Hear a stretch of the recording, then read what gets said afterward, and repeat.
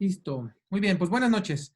Hoy vamos a hablar de anomalía de Epstein. Realmente la anomalía de Epstein sí es un tema bastante controversial, raro, no es tan frecuente para muchos centros.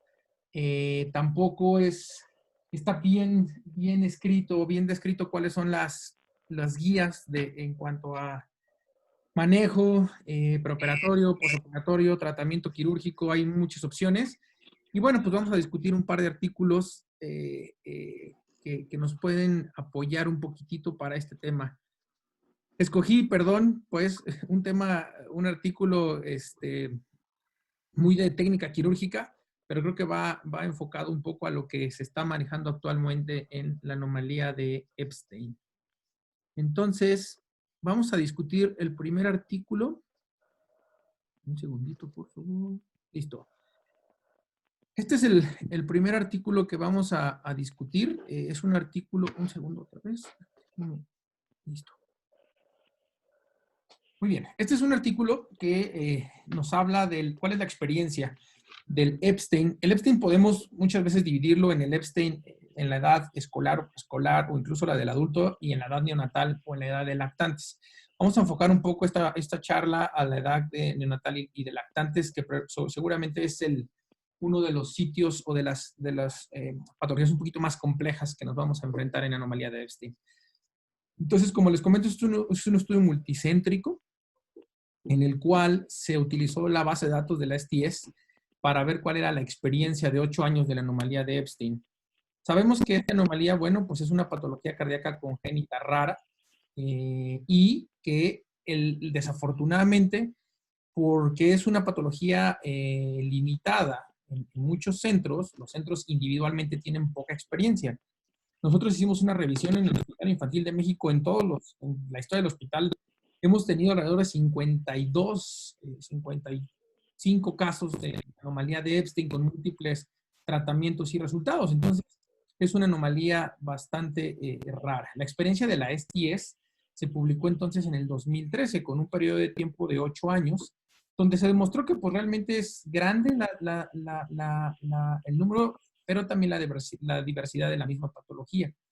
Se incluyeron un buen número de pacientes, 116 recién nacidos y 112 lactantes, y fueron 8 años del estudio. Los recién nacidos tenían mucho más probabilidades de tener algún factor de riesgo preoperatorio. Más de la mitad de estos lo tuvieron que la población general de anomalía de Epstein. Sabemos que el Epstein neonatal sintomático puede ser un caso bastante complejo y de mucha gravedad. ¿Cuál fue el objetivo entonces de este artículo? Delinear las características preoperatorias de los recién nacidos y lactantes con anomalía de Epstein. Describir cuáles fueron los procedimientos que se realizaron, describir cuál fue la morbi-mortalidad, para comprender mejor cómo algunos factores que influyeron en el periodo preoperatorio y cuáles fueron las estrategias de manejo operatorio que pueden afectar los resultados, sobre todo a corto plazo.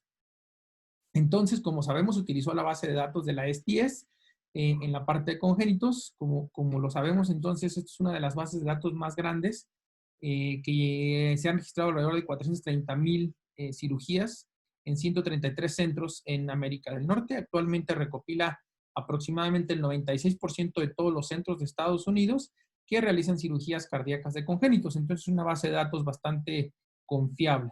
Se recopilan datos preoperatorios, operatorios y sobre todo los resultados de pacientes que se someten a algún tipo de cirugía de cardiopatía congénita en los centros en los cuales participan. Entonces, la población de estudio fueron recién nacidos, que se determinó como aquellos pacientes menores de 30 días de vida extrauterina, y los lactantes del día 31 al día 365 días de vida.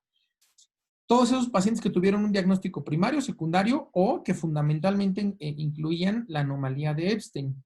Se excluyeron algunos pacientes, sobre todo los recién nacidos menores de 2.5 kilos, que solamente se les ligó el conducto arterioso, pacientes con síndrome de heterotaxia y pacientes en los que les faltaban datos sobre la mortalidad operatoria, que fue uno de los factores que se estudiaron. Y también se excluyeron aquellos pacientes que tenían más del 10% de sus datos faltantes en el registro de la STS.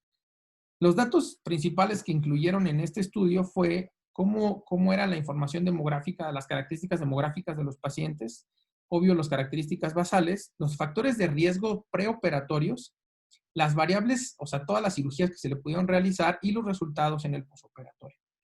Se utilizaron definiciones de procedimiento estándar de la STS. Sabemos que a final de cuentas, para hablar de una reparación de la anomalía de Epstein, hoy en día estamos hablando de reposicionamiento o más bien la reparación o la plastía de la válvula tricúspide, hacer una aplicatura del ventrículo derecho, hacer una atrioplastía de reducción, obvio, de la aurícula derecha.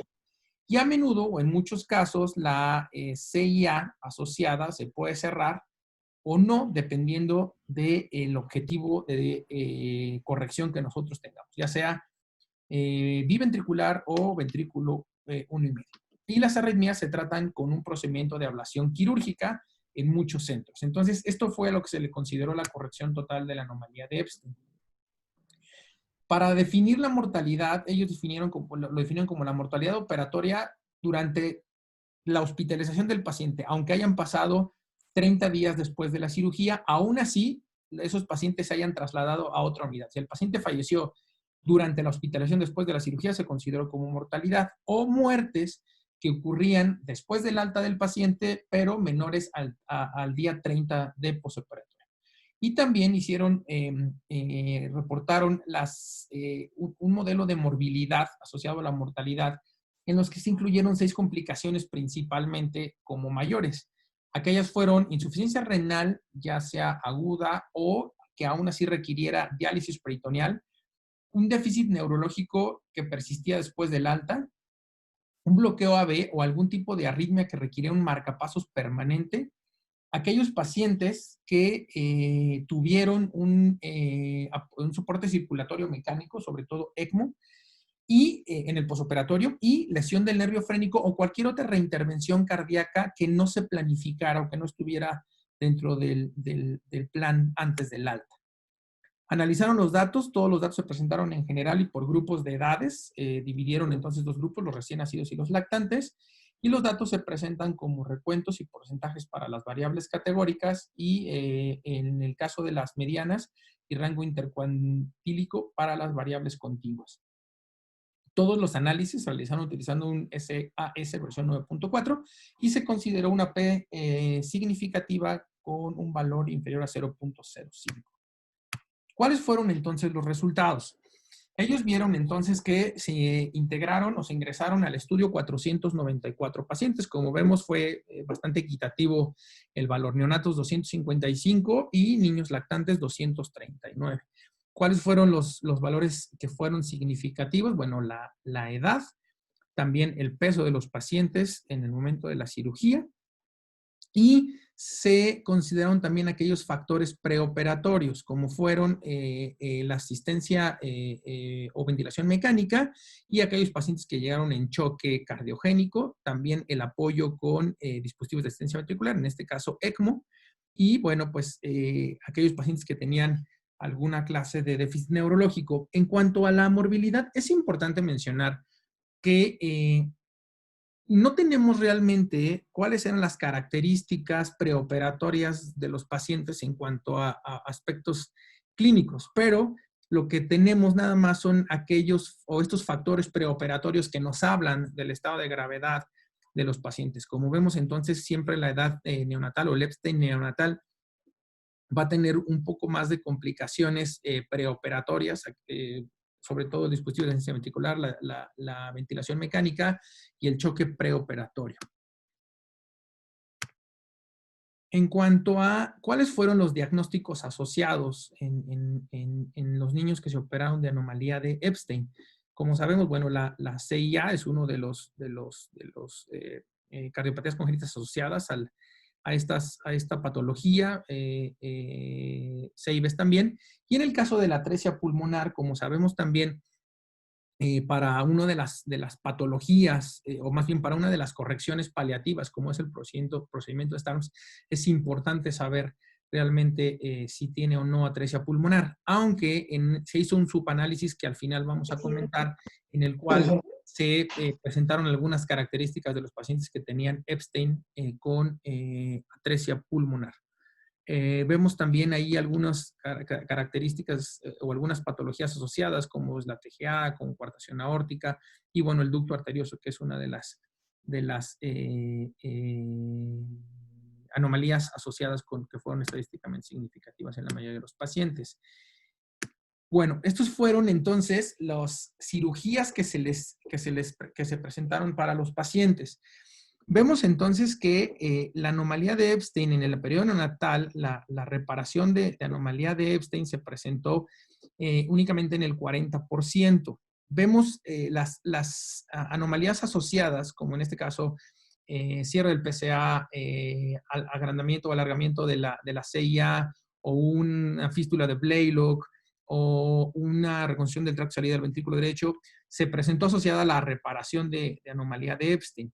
Otra de las técnicas que se utilizó en los pacientes con Epstein neonatal fue colocarles una fístula sistémico pulmonar o en el 9.4% únicamente se les hizo un cierre de la válvula tricúspide, estamos hablando del procedimiento de Starms, y en el menor porcentaje un bandaje de la arteria pulmonar. En el caso de los lactantes, vemos que uno de los procedimientos que se presentó con mayor frecuencia fue hacerles un GLEN, una anastomosis pulmonar total.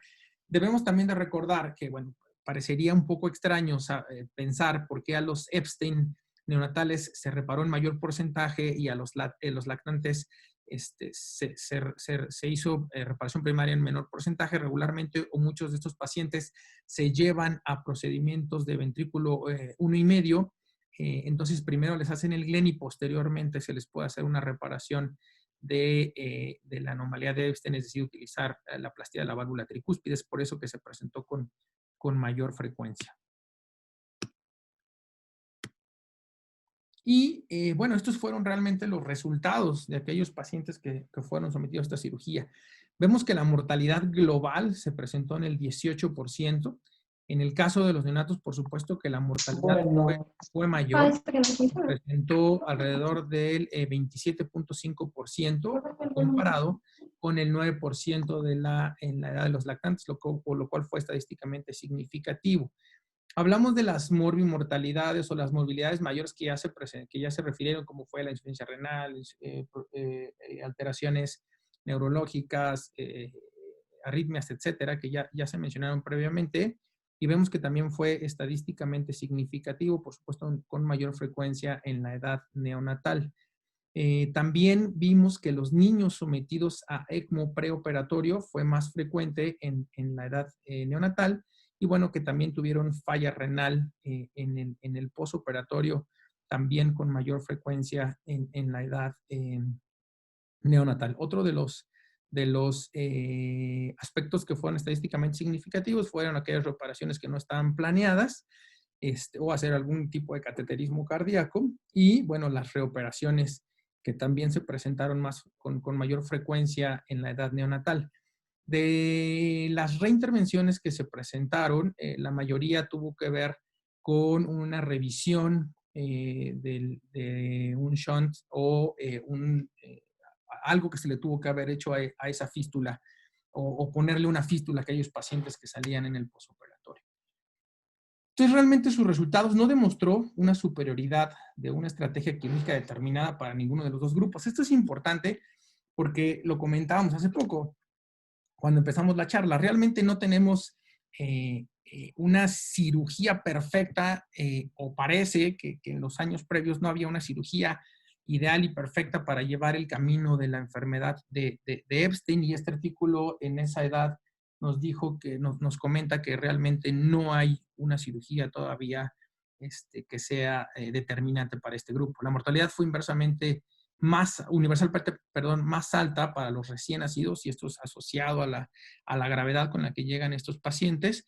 La mortalidad para los niños recién nacidos con ECMO preoperatorio fue muy alta en comparación con los lactantes, del 75 al 0% de los lactantes. Y bueno, la mayoría de los niños que llegaron con choque cardiogénico preoperatorio fue mayor en la edad neonatal, donde la mortalidad fue del 46% versus 25% para los lactantes. Y la mortalidad de los recién nacidos con ventilación mecánica preoperatoria fue del 34% comparado con el 21.2% para los lactantes. Entonces, como vemos, la mayoría del problema de la edad neonatal va asociado a choque, necesidad de ventilación mecánica y de soporte ventricular para llevar a una mortalidad un poco mayor. Como les comentaba entonces, sabemos que una variedad, una de las alternativas o de las formas, perdón, de presentación de la anomalía de Epstein va asociada a la atresia pulmonar. Se revelaron, bueno, se evidenciaron 124 pacientes de todos estos con atresia pulmonar, 79 fueron recién nacidos y 45 lactantes. Los recién nacidos con atresia pulmonar, la mortalidad operatoria realmente no tuvo diferencia con aquellos sin atresia pulmonar.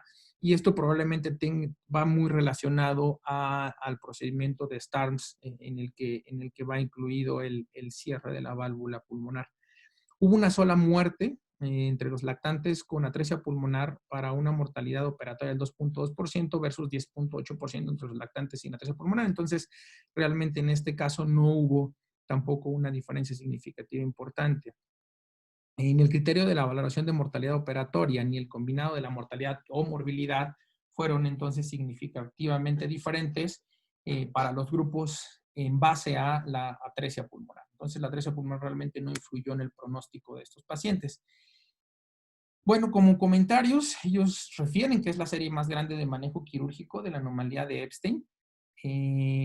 Se lleva a cabo nada más en el primer año de vida, como ya lo hemos manejado, y destaca el gran grado de variación tanto del estado preoperatorio, cómo llegan los pacientes, los tratamientos quirúrgicos realizados para estos pacientes, que sobre todo llegan con un alto riesgo de mortalidad. La mortalidad global fue del 18.6% y bueno, por supuesto que es mucho más frecuente para los recién nacidos comparado con los lactantes y bueno, esto se asocia a la mortalidad descrita en la literatura. Gran variedad de cirugías se pueden realizar en la anomalía de Epstein y los resultados quirúrgicos también son de grado variable. Los recién nacidos tenían mucho más probabilidad de estar en ECMO, o sea, de tener más morbilidad preoperatoria, ECMO, tener algún grado de choque cardiogénico o ventilación mecánica antes de la cirugía, que se iba a ver reflejado en el alto grado de mortalidad. ¿Qué estrategias de cirugía podemos tener? Bueno, pues como vemos, esta anomalía puede tener una buena gama de posibilidades. Y bueno, esto lo refleja la presentación que va a tener sus pacientes, tanto anatómica como fisiológicamente, sobre todo en la edad neonatal y en la edad de lactantes. Y bueno, pues las variantes que nosotros tenemos para al final, para poder corregir este tipo de problemas, todavía se van a presentar como univentricular, biventricular y ventrículo 1,5. Los resultados quirúrgicos, bueno, los recién nacidos les fue peor definitivamente en este reporte. La tasa de reoperación de los recién nacidos fue el doble que la de los lactantes. Como lo comentamos, la mayoría de las reoperaciones iban asociadas a revisar la fístula sistémico pulmonar. Y bueno, la intervención más frecuente para ambos grupos fue la colocación o revisión, bueno, nuevamente la derivación sistémico pulmonar. Cabe mencionar que una de las características que se reportaron, el esternón se dejó abierto después de la operación inicial en una cuarta parte de los pacientes. Por supuesto, con mucha más frecuencia en los recién nacidos que en los lactantes. Se asoció un poco de mayor mortalidad en los pacientes con lactantes con cierre tardío del esternón, pero bueno, recordemos que realmente esta es una asociación o sea, el hecho de dejar el esternón abierto en un paciente va asociado a sangrados, a problemas de inflamación, etcétera, que no es como una parte electiva. Entonces, ahí se comentaba más bien que se pudiera haber asociado al prequirúrgico o a la complejidad de la cirugía que se pudo haber realizado. No se observó ninguna asociación entre la presencia o ausencia de la atresia pulmonar y los resultados en la población que ellos estudiaron, pues aunque la atresia pulmonar se ha asociado con un aumento de la mortalidad en algunos otros documentos ya publicados, bueno, en este documento realmente no tuvo ninguna asociación para aumentar la mortalidad. ¿Cuáles fueron las limitaciones de este estudio? Bueno, pues sabemos de inicio que no sabemos cómo estaba el paciente anatómicamente y fisiológicamente previo a la cirugía.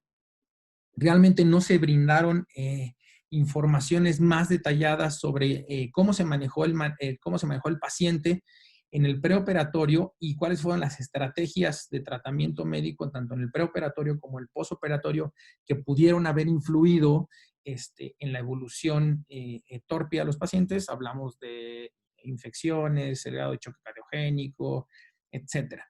La durabilidad de la cirugía también es muy importante. Podemos hablar de que, este paciente se operó de una fístula, pero no sabemos cuál fue el desenlace a mediano o largo plazo, o si se operó de una plastía de la válvula tricúspide, en qué momento va a necesitar o necesitaron reoperaciones, etcétera. Este es un estudio que únicamente nos habla de la mortalidad en los primeros 30 días o hablar de mortalidad quirúrgica. Sin embargo, ellos refieren que a pesar de todas estas limitaciones, pues este estudio contribuye sobre todo para saber cómo se puede presentar la anomalía de Epstein y cuáles pueden ser los resultados dependiendo de la estrategia quirúrgica que se emplee entre los recién nacidos y los lactantes con anomalía de Epstein. Concluyen entonces que los pacientes con anomalía de Epstein con síntomas tienen un alto riesgo quirúrgico, particularmente en el periodo neonatal. Como sabemos, el Epstein neonatal siempre se va a manifestar de una manera más compleja. Es poco frecuente la anomalía de Epstein y seguramente siguen siendo limitados los reportes o la experiencia quirúrgica en centros, por ejemplo, como los nuestros, ya que la cantidad, a pesar de que nosotros somos un centro de referencia, la cantidad de pacientes que llegan con nosotros no son lo suficientes como para poder crear esta experiencia. Y bueno, esto sumado a los múltiples tratamientos quirúrgicos que se pueden realizar, pues probablemente contribuya a que no se haya podido tener una experiencia con resultados, sobre todo a mediano o largo plazo. Si bien este informe proporciona información sobre el panorama quirúrgico de los recién nacidos y los lactantes con anomalía de Epstein, todavía existen muchas situaciones que quedan pendientes, sobre todo en cuanto a cómo es la anatomía, la fisiología, cuáles son las estrategias de manejo preoperatorias, operatorias y sobre todo saber cuáles son los resultados a mediano o largo plazo de estos pacientes que se intervienen en cualquiera de estas épocas. Y bueno, sabemos que esto desafortunadamente la STS en la parte de cardiopatías congénitas está rebasada. Por supuesto que se requiere un estudio prospectivo dedicado sobre todo a comprender mejor cómo están los pacientes en el preoperatorio, establecer cuáles son las normas y criterios para poderles ofrecer un tratamiento quirúrgico en las diferentes edades y etapas, y en todo esto, bueno, pues ahora sí tener resultados un poco más confiables para desarrollar un algoritmo de tratamiento, un protocolo de tratamiento que pueda apoyar entonces el tratamiento para anomalía de Epstein. Esto, bueno, como vimos, es un estudio retrospectivo, 8 años. Hoy parece que la reparación de la válvula tricúspide con el procedimiento de cono que implementó el doctor Da Silva es el tratamiento que se está empleando en todo el mundo para la corrección definitiva de la anomalía de Epstein, pero todavía existen muchos márgenes o muchos huecos en qué pasa con aquel paciente que llega en la edad neonatal, en la edad lactante, para que pueda llegar a poder recibir el tratamiento de la plastía de la válvula tricúspide. Bueno, este es el primer artículo. No sé si alguien tenga algún comentario.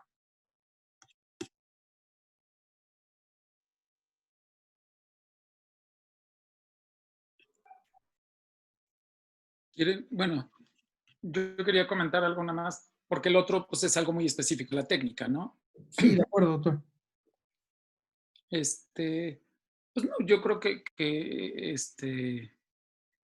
el artículo lo que nos está evidenciando es que no hay nada escrito todavía, o sea, que nada más se juntan un montón de casos de muchos centros porque es la única forma de hacerlo, pero que son tantas las morfologías que puede tener el Epstein y las complicaciones que como tú dices, todavía no hay un algoritmo, ¿no? O sea, no es posible tener un algoritmo.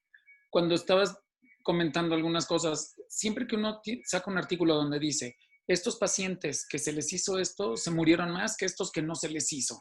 Pues sí, pero hay que tener mucho cuidado porque cualquiera diría, bueno, pues entonces no hay que poner ECMO, o cualquiera diría, no, bueno, pues entonces no les voy a hacer la oclusión de la válvula tricúspide porque eso se mueren más, o cualquiera diría, no, pues no les voy a hacer tal o cual cosa, pero a fin de cuentas, todas esas cosas que resultan con mayor mortalidad no son la causa de mortalidad. O sea, hay que tener siempre mucho cuidado cuando uno analiza artículos multicéntricos con muchos pacientes, con muchas variables, eso que no puede uno trasladar directamente los factores de riesgo a causas de muerte o a causas de mala evolución, porque, porque no es la causa de la evolución, es la solución que se le estaba dando a algo, porque la causa de haber tenido que poner el ECMO, o la causa de haber tenido que hacer un Bleylo, la causa de haber tenido que cerrar la válvula tricúspide, o la causa de haber tenido que ampliar la comunicación interauricular, es la alteración anatómica del Epstein con grados de complicaciones anatómicas. O sea, la causa original es la causal de un resultado de que, de cuentas, yo tengo que llevar al niño a ECMO, o tengo que llevar al niño a Bleylock, o tengo que llevar al niño a ocluir la válvula tricúspide, o tengo que llevar al niño a 1,5 nada más, o tengo que llevar al niño a qué sé yo, ¿no? Entonces, son todo este espectro de anomalías que se presentan en el Epstein, pues por eso hace que tengamos todas estas opciones. Yo creo que también lo que está demostrando el artículo es lo que es latencia. Si al niño recién nacido con Epstein está bien, ahorita ni le muevas, ¿no? Espérate tantito nada más a que crezca más, a que tengas que hacer menos procedimientos y a que tengas pues más tela de dónde cortar para hacer los procedimientos y a lo mejor llevarlo directo a lo que implica ya la corrección, ¿no? La que vaya a ser, ya sea univentricular, biventricular o 1,5, con la plastía del ventrículo, ¿no? O sea, la plastía de la válvula y la plastía del ventrículo a lo que vaya a llegar. Nada más, ¿no? Nada más, ese era mi comentario, ¿no? Porque sí, dije, algo dijiste, no, pues tal, 25% de los niños que se pusieron en tal fallecen. Sí, bueno, entonces el otro 75% no. Ese es el chiste, ¿no? Claro. Sí, realmente creo que es un artículo, como lo comentan, muy, muy descriptivo y muy estadístico, en que nos salen cuáles son los diferentes panoramas a los que se pueden enfrentar. Yo creo que de las cosas que a mí me llaman mucho la atención, primero es esa a veces dispersión de la información, ¿no? O sea, vimos que es una patología bastante, pues poco frecuente y que los centros a final del día, no nada más en anomalía de Epstein, sino también en algunas otras, no tenemos tanta experiencia precisamente porque de repente llega un paciente con Epstein que va a un hospital, que va a otro hospital, que va a otro hospital, y esa parte de la regionalización que en algún momento se intentó o se intenta hacer, creo que es parte fundamental muchas veces para tener los mejores resultados, ¿no? En anomalía sobre todo en casos tan complejos y tan raros como estos. Pero pues sí, definitivamente el panorama y la gama de posibilidades que existen para tratar la anomalía de Epstein sigue estando todavía un poquito ahí, pues ambigua, ¿no? Y como dice, o sea, dependiendo también en el momento en el que ese paciente llegue y estar preparado para las múltiples posibilidades de mortalidad o la morbilidad que pueden presentar los pacientes. Sí, ¿no? Claro, conocer todas las variedades de posibilidades de tratamiento independientemente de la técnica. O sea, o reparación primaria de la válvula y de una vez lo dejo ya corregido, o llevarlo a Glenn o a resolver el problema de estenosis pulmonar, ya sea funcional o anatómica. O sea, cada niño va a tener sus prioridades, sus cosas urgentes y sus cosas importantes, ¿no? Entonces, nada más, yo creo que que por eso nadie ha propuesto realmente un buen algoritmo. Sí hay algunas propuestas, ¿no? Pero con pocos casos. Y entonces, hasta que todo el mundo no decida que vamos a seguir todos en grupo, todos los grupos este algoritmo, vamos a realmente a saber qué resultados va a tener el seguir con estas características estas decisiones. De acuerdo. Muy bien. ¿Algún otro comentario? Muy bien. Bueno, entonces vamos a pasar al siguiente artículo. Como lo comenté, es un artículo muy de técnica quirúrgica, pero el objetivo a final de cuentas también es dar un panorama general en un mundo ideal y más bien en un caso ideal de anomalía de Epstein, cuáles podrían ser las posibilidades de tratamiento. Bueno, este artículo se escribió en el Hospital de Niños de Pittsburgh.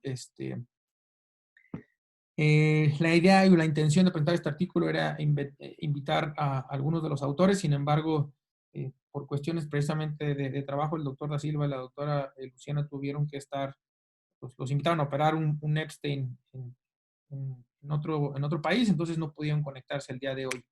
Pero, ¿qué es lo que están haciendo? Bueno, pues nuevamente sabemos que los recién nacidos con anomalía de Epstein grave representan un problema y un problema bastante complejo, no nada más para la parte quirúrgica, sino desde el diagnóstico, desde el tratamiento, y bueno, pues cuáles son las posibilidades que nosotros tenemos. Sabemos entonces que el procedimiento de STARM se ha utilizado como un procedimiento paliativo quirúrgico. Sin embargo, bueno, se utiliza mucho en pacientes que llegan graves o prácticamente con situaciones complejas. Y de inicio, el procedimiento de STARMS se había propuesto como para que al final del tratamiento se llevara a tratamiento univentricular. Esta estrategia entonces lo que hace es descomprimir el ventrículo derecho, permite que el ventrículo izquierdo adopte una mejor forma y por supuesto un mejor funcionamiento. Uno de los estudios más grandes del doctor Kumar informaron una supervivencia a mediano plazo del 81% a 10 años, cuando se llevó a todos esos pacientes de STARMS a un procedimiento univentricular. Sin embargo, bueno, pues una de las situaciones de la cirugía univentricular sabemos que son las complicaciones sobre todo a largo plazo, y que, bueno, pues siempre uno de nuestros principales objetivos en la cirugía cardiovascular es ofrecerle a ese paciente la corrección biventricular. Entonces, ellos, en lugar de llevar a los pacientes de STARMS a un procedimiento univentricular, se buscaba algún beneficio a largo plazo de utilizar los dos ventrículos, y esto es recuperando el ventrículo derecho después del procedimiento de STARMS, donde se utiliza la técnica que inventó el doctor José Pero da Silva. Nada más, esto es una gráfica para poder ver a qué nos referimos con el procedimiento de STARMS. En la lámina superior izquierda ustedes ven cómo ya en bomba de circulación extracorpórea se hace una triotomía, se hace una resección parcial de la pared de la aurícula derecha para hacer una reducción de la misma, se abre una comunicación interauricular de buen tamaño y posteriormente se coloca un parche fenestrado en la válvula tricúspide con una fenestración aproximadamente de 4 milímetros para poder descomprimir este ventrículo derecho, y después se coloca una fístula sistémico-pulmonar.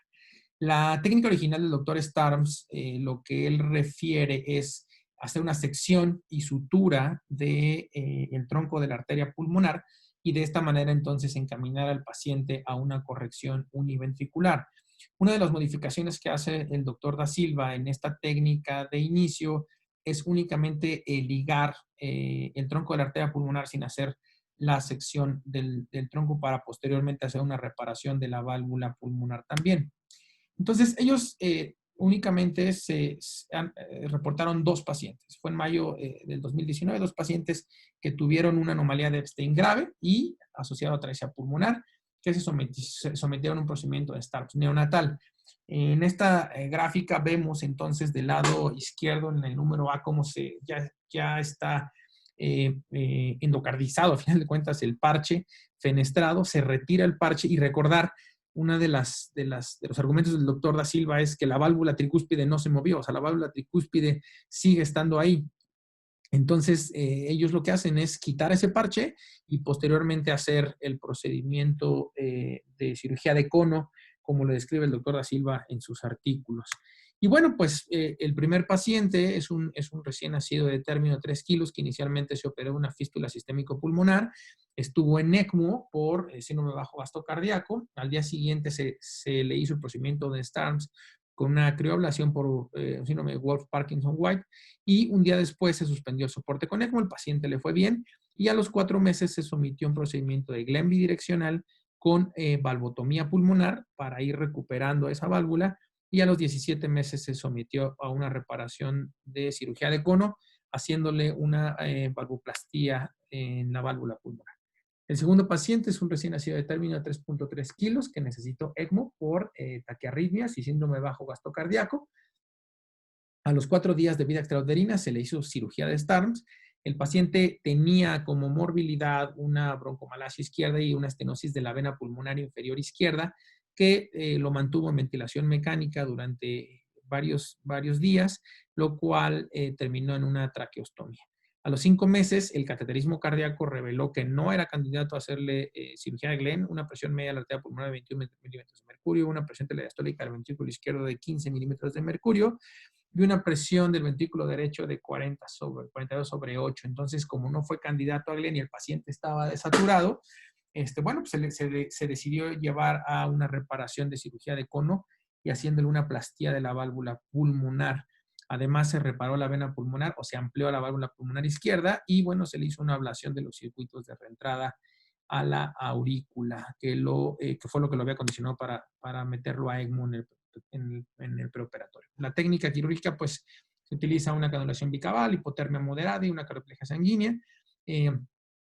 Las malformaciones de la válvula de Epstein se reparan mediante el procedimiento de cono, que no es más que hacer una rotación de las válvulas o de las valvas de la tricúspide para reparar la válvula tricúspide con su propio tejido. Se hace una anuloplastía de reducción y una plicatura del ventrículo derecho.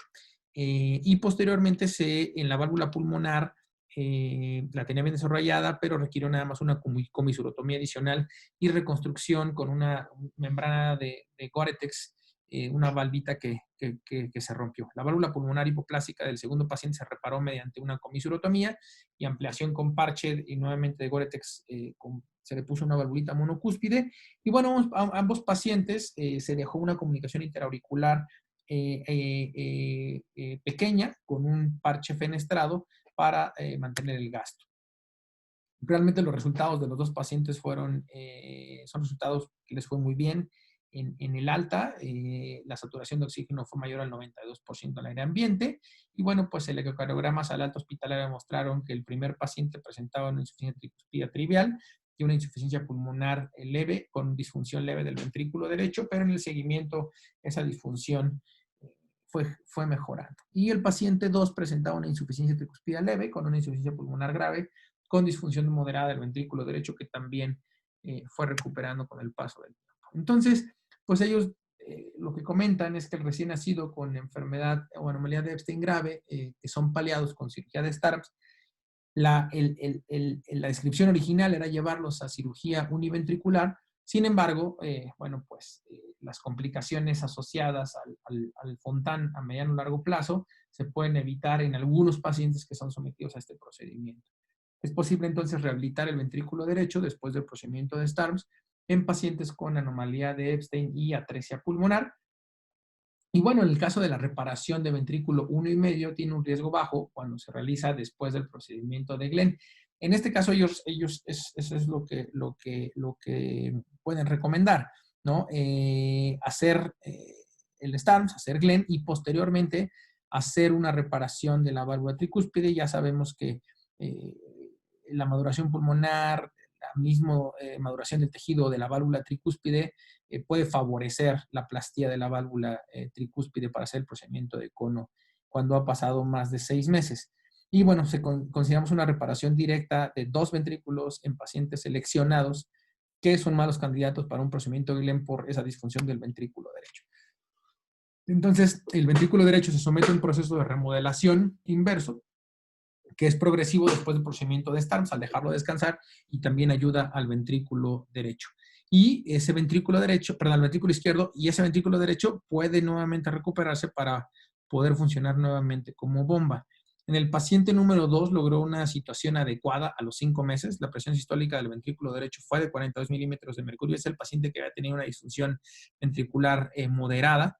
Y en ambas situaciones el hecho de dejar una CIA, bueno, pues va a ayudar para compensar una posible disfunción del ventrículo derecho en el posoperatorio temprano. La operación de Cono da Silva parece ser una alternativa viable para reparar la enfermedad de Epstein, no solamente para el Epstein en el niño mayor o incluso en la edad adulta, sino también después del procedimiento de Starnes en la edad neonatal. Por supuesto que necesitan más experiencia para confirmar los beneficios teóricos de esta técnica sobre llevar a los pacientes a la vía biventricular en vez de la vía univentricular. Bueno, pues yo de las cosas que quisiera comentar es, pues al final creo que el doctor José Pedro da Silva sí ha cambiado un poco el panorama de la enfermedad de Epstein a mediano, más bien a largo plazo. La verdad es que los números del doctor da Silva son impresionantes. Más de 100 y cacho casos operados de reparación de la válvula tricúspide, con solamente 2 casos que han necesitado sustitución de la válvula. Y ahora, empleando su cirugía, o la cirugía de cono, después del procedimiento de Starnes para la edad natal, creo que puede ser una buena línea a seguir al final del día para el tratamiento de los pacientes con anomalía de Epstein. No sé si existe algún comentario.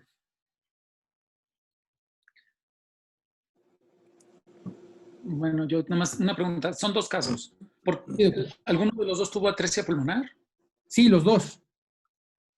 No, pues dices que hasta le liga el tronco. Sí, en algunos casos les liga el tronco, pero los 2 tienen atresia pulmonar y lo que les hace es una comisurotomía, les abre la válvula para permeabilizar la válvula pulmonar, pero los 2 tenían atresia pulmonar. ¿En qué momento les hace la apertura de la válvula pulmonar? Cuando se hace el cono, en la cirugía de cono. O sea, ya en la reparación. Hubo algunos casos, por ejemplo, de Starnes, que les hacía sección y sutura del tronco de la arteria pulmonar, pero en casos muy seleccionados decidieron nada más ligarle el tronco pensando en que podían llegar a esta reparación biventricular. Ahora, en estos 2 casos, ¿el Starnes se hizo ahí mismo? O sea, ¿él lo hizo? Sí, esos son casos que operó el doctor da Silva. O sea, él hizo, de estos 2 casos, él hizo el Starnes y, ok, lo que pasa es que al leer el artículo, yo veo como que la indicación de operarlo a los niños, de meterlos de urgencia, pues, a tratar de salvarles la vida, en las 2 fue arritmia. O sea, gasto bajo, y en los 2 tuvieron que hacer una ablación de las vías anómalas de conducción. Entonces, más bien es el paciente que es que yo tengo la duda realmente de que el haberle hecho el Starnes sea lo que permitió que se recuperara el ventrículo. Yo creo que no, que si haces el Starnes, sobre todo si haces el Starnes y después quitas el Starnes y haces un cono y lo puedes llevar a biventricular, no necesitaba el Starnes. O sea, se debió haber hecho algo para haberlo llevado a biventricular en algún momento. A lo mejor, porque el problema de la urgencia de operarlo, de meterlo al Starnes, no es no es la disfunción del ventrículo derecho, ni el problema del ventrículo derecho. Entonces, el llegar a la conclusión de que por qué haces el Starnes y en ese momento, o sea, que haces el Starnes de recién nacido, es lo que te va a permitir que se rehabilite el ventrículo derecho, o sea, no lo acabo yo esa es mi muy particular opinión, ¿eh? Yo no lo acabo de entender, pues, de que de que esa sea la razón. Porque entonces a todos habría que hacerles Stearns. Y yo creo que hay muchos pacientes que no lo necesitan. O sea, hay muchos, ya en el otro artículo ya se demostró, hubo muchos pacientes que se llevaron a corrección primaria, entonces, en el periodo neonatal. Entonces, no es yo creo que es una estrategia para casos de urgencia graves, una paliación como, no sé, a ver, hoy se presentó un niño en la mañana que le acabamos decidiendo hacer un cerclaje, pero por las condiciones del niño, no porque lo que había que hacer era corregirle el canal, pero un canal difícil, lo que sea, ok. Sabes que ahorita por lo pronto, como está este niño, cerclaje arteria pulmonar. Entonces yo creo que eso es más bien lo de la toma de decisión del Stearns, porque también hay que ver cuántos se les hace Stearns y a fin de cuentas sí se les tiene que hacer un ventricular, ¿no? O sea, estos dos casos que les hizo Stearns, decidieron hacerles a uno Glenn, o sea, dejarlo como 1,5, y al otro dejarlo como biventricular. Pero, ¿cuántos de Stearns sí han tenido que llegar a uni?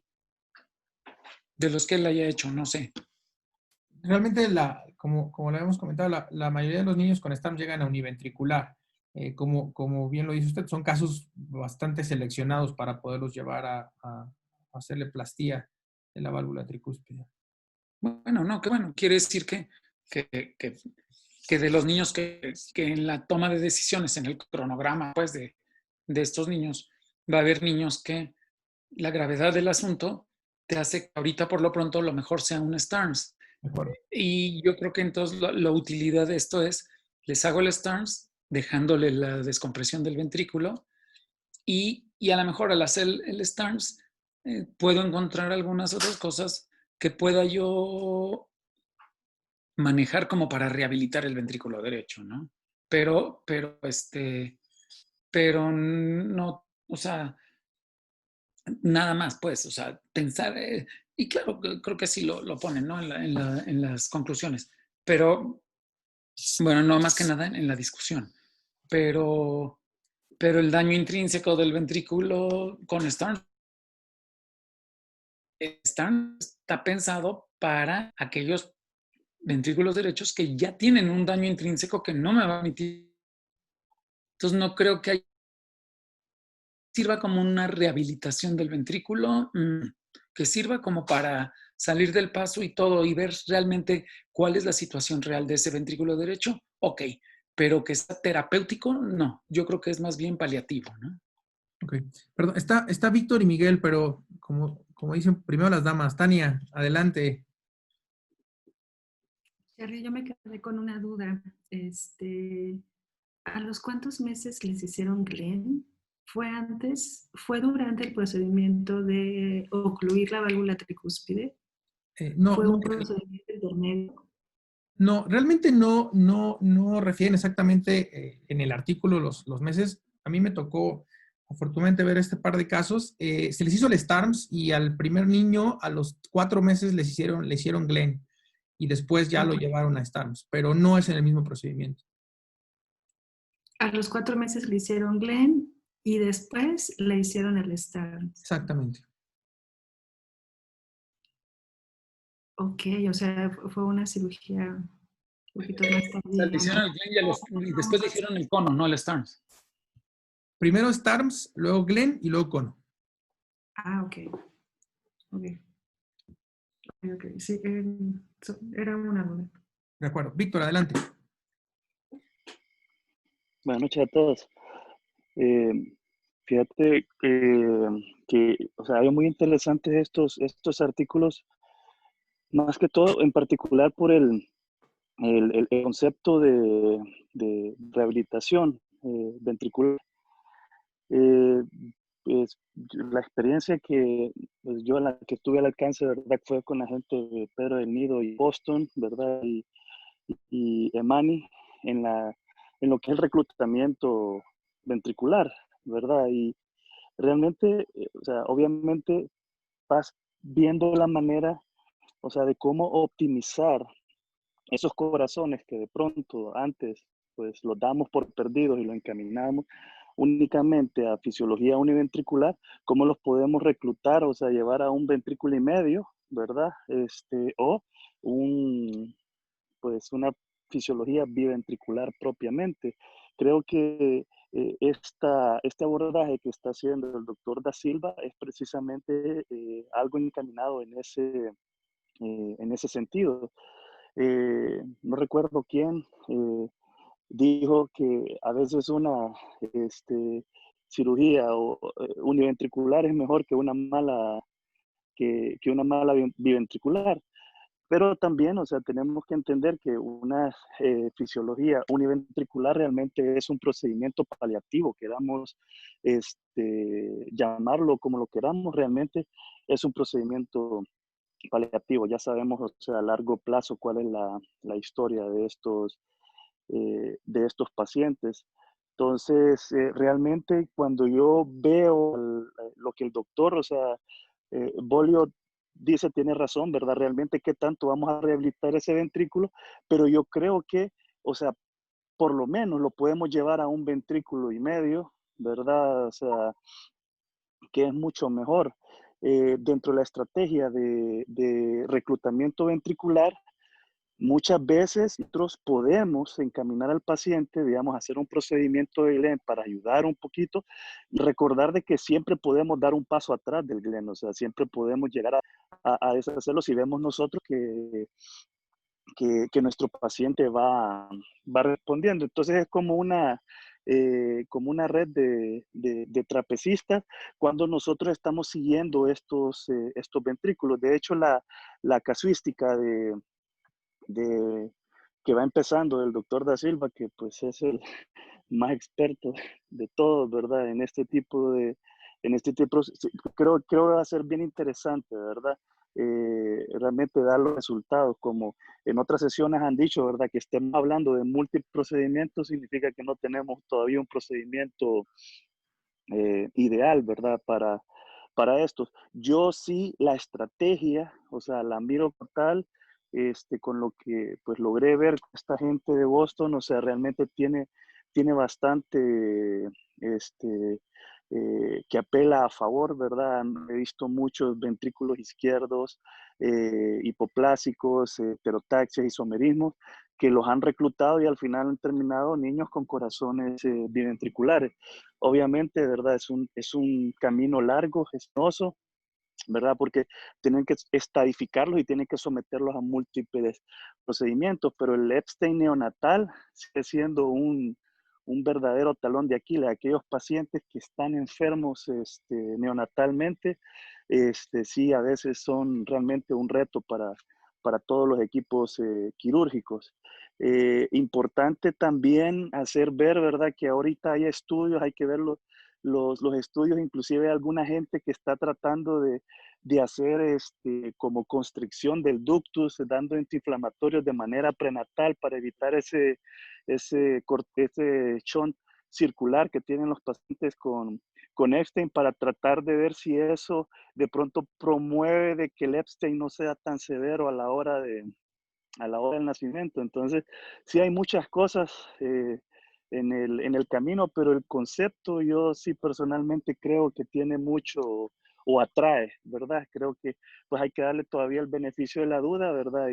Y ver a largo plazo, sí, la reparación de cono como tal en aquellos pacientes, ¿verdad? Que son un Epstein, que pues logran sobrevivir más allá de los 6 meses, o sea, años de vida, es una cirugía realmente que bastante espectacular, ¿verdad? Tal vez ese sería mi comentario.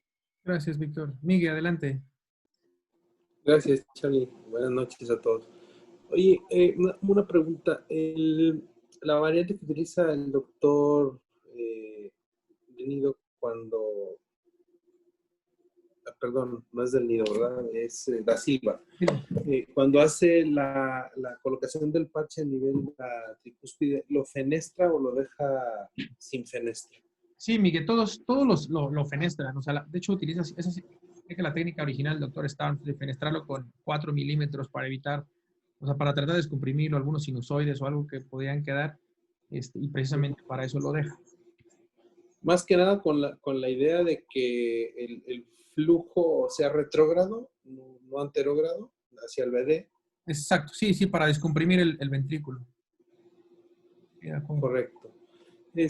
Sí, digo, es una técnica interesante. Creo que como un puente, a lo mejor de primera intención para los pacientes pediátricos, en una cierta medida, y con aquellos pacientes que probablemente a lo mejor pudieran tener esa probabilidad de mejora, ¿no?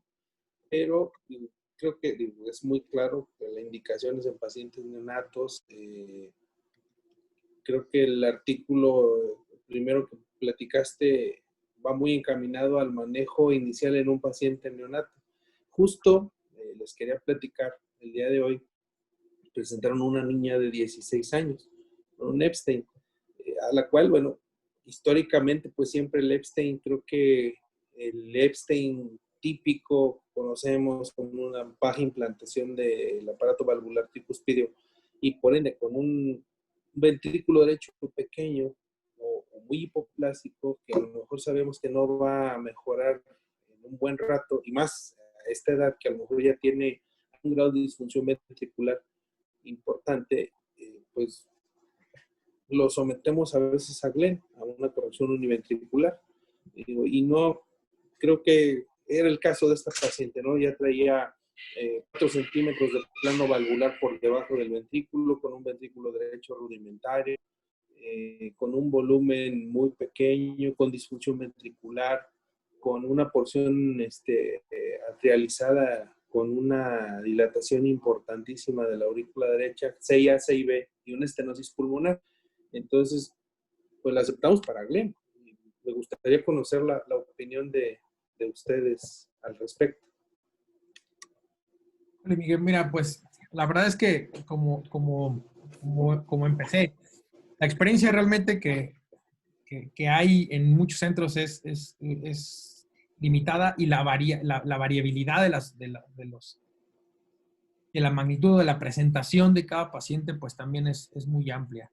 Nosotros tuvimos un caso de un niño similar al que tú nos estás contando, un niño de 16 años, un Epstein con un Carpentier D. Intentamos hacerle plastía de la válvula, no quedó, le pusimos una válvula, salió la terapia, hizo mucha falla cardíaca, al día siguiente le hicimos Glenn. Al final del día el niño tuvo muchas complicaciones, muchas complicaciones. Entonces, pues yo creo que como dices, es una alternativa de tratamiento, y que al final del día creo que es válido pensar que es una posibilidad. Esa es mi opinión. No sé, los demás grupos o algo es algo diferente.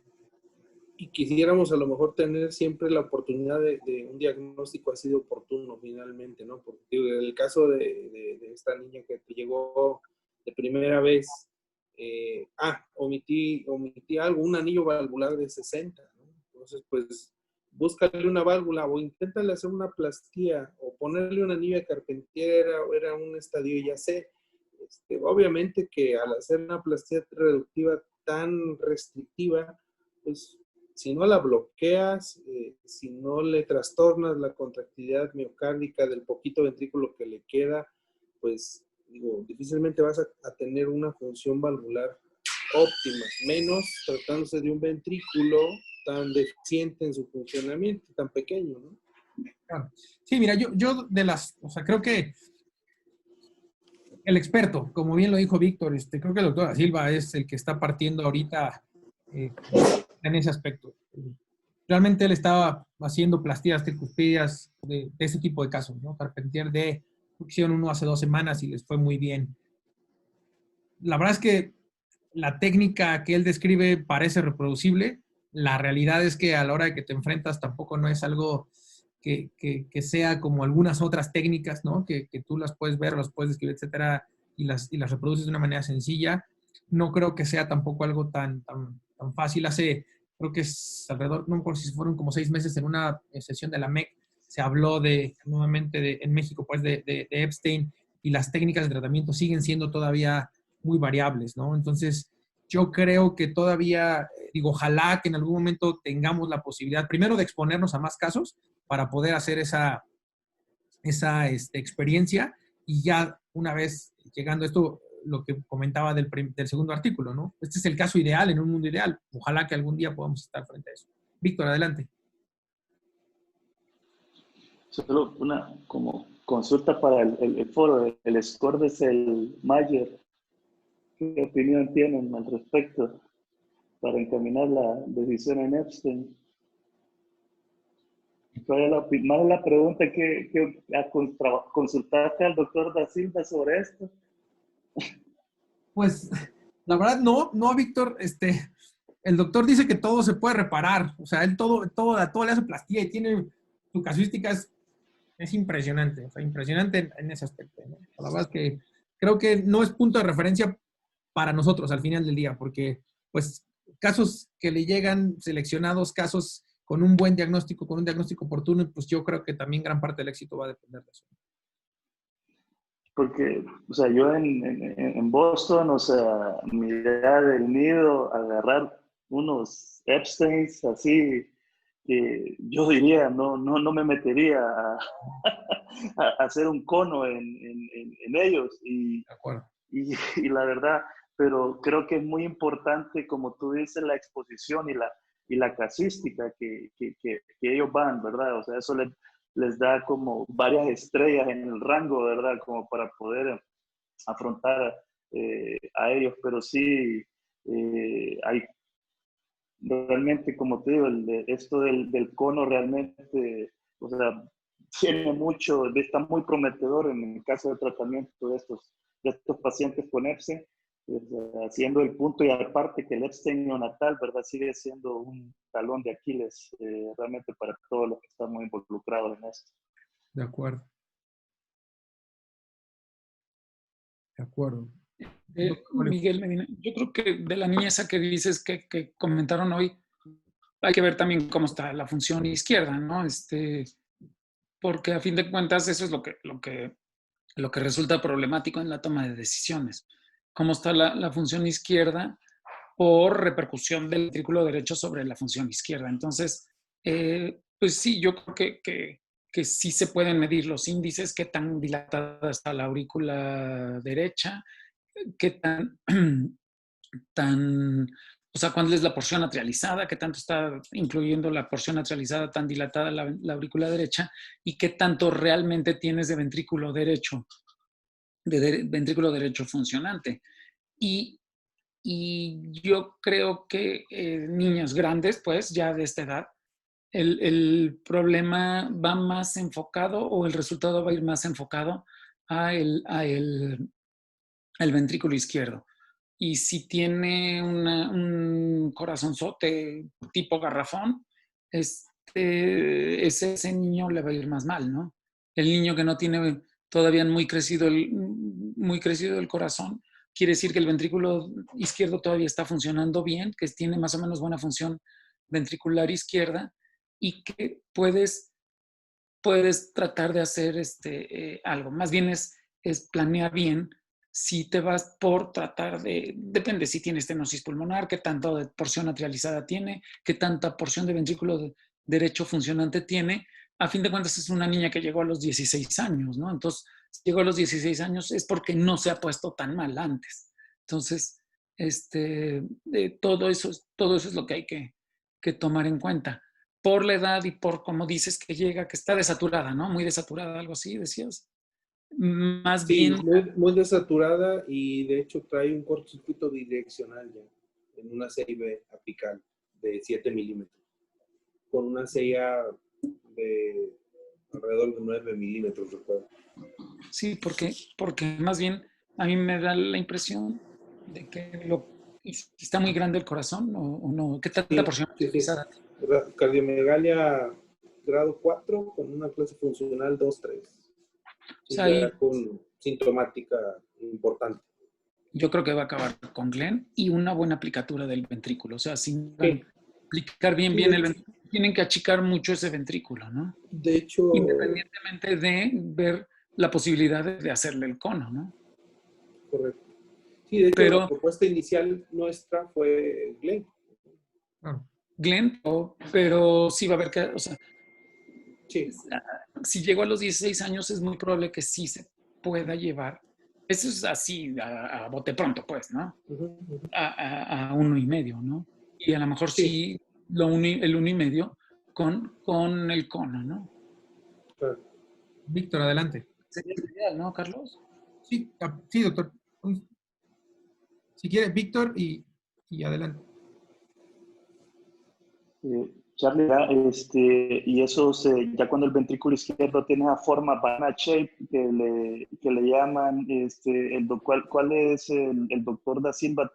O sea, él sigue con esa preferencia de tratar de siempre repararlos todos, o si ya, o sea, algún criterio de él diga, este niño, o sea, ya definitivamente no lo podemos llevar a A algo biventricular. biventricular Pues mira, en estos Epstein. ajá, mira, Víctor, la realidad es que creo que la experiencia es muy corta. O sea, como estos son los primeros, creo que hay 3 casos, los 2 primeros que publicaron. Originalmente cuando llegaban los niños con STARMS, ellos hacían la cirugía original, seccionar el tronco de la arteria pulmonar. De hecho, uno de los niños que él quería llevar a biventricular ya no fue posible por esta técnica que se hizo, o sea, seccionar el tronco, cerraron la válvula en 2 planos y bueno, se quedó ya sin posibilidades. Está empezando con esta experiencia. Son los 2 que han publicado.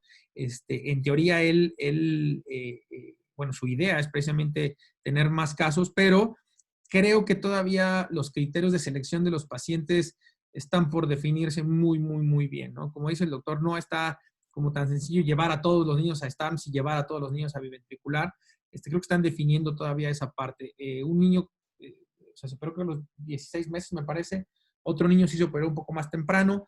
Entonces todavía hay una parte ahí que está todavía por definirse. Ahora, de las cosas importantes también, y bueno, pues Gus está por aquí, ya tuvo una experiencia con un caso similar. Desafortunadamente el niño que vas a meter a STARMS, estos 2 casos necesitaban soporte, o sea, necesitaban ECMO preoperatorio y seguramente en el posoperatorio. Entonces el niño que llega a STARMS seguramente va a necesitar, o llega en una falla cardíaca muy importante, que va a necesitar apoyo con circulación extracorpórea, y eso incrementa, por supuesto, ya la mortalidad a corto plazo, ¿no? Creo que es un punto a definir. Y bueno, del caso de Miguel, pues yo creo que sí, o sea, de inicio probablemente sería llevarlo a Glenn e intentar si los números te dan después, pues tratar de reparar esa válvula tricúspide. Muchas veces, digo, los algoritmos el día de hoy están a favor de inicio tratar de repararle, si no sustituirla, si es que los números te dan después para llevarlo a 1,5, ¿no? Pero bueno, pues sigue siendo todavía un caso complejo. Gus, compártenos tu experiencia. Y sí, como comentas, los casos sí. Primero, pues mi caso sí era un recién nacido, tenía una Epstein grave, tenía una atresia pulmonar muy importante, tenía unas ramas de 2 milímetros. Entonces sí estaba pues en estado de choque, estaba con aminas prequirúrgicamente.